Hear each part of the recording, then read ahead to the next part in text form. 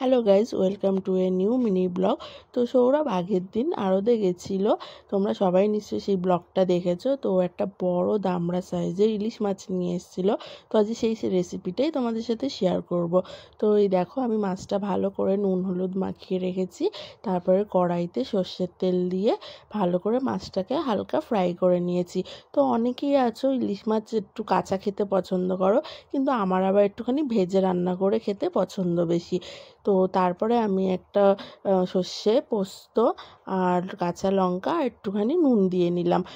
নুনটা দিলাম কারণ যাতে একটু তেতো ভাব না আসে, এই জন্য নুনটা দিলাম। তো এরপরে এটাকে ভালো করে মিক্সারে মিক্স করে নিলাম। এই দেখো, আমার মিক্স করা হয়ে গেছে।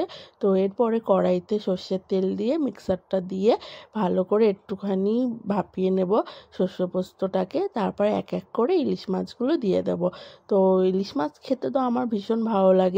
তোমাদের কার কার ইলিশ মাছ খেতে ভালো লাগে অবশ্যই জানিও।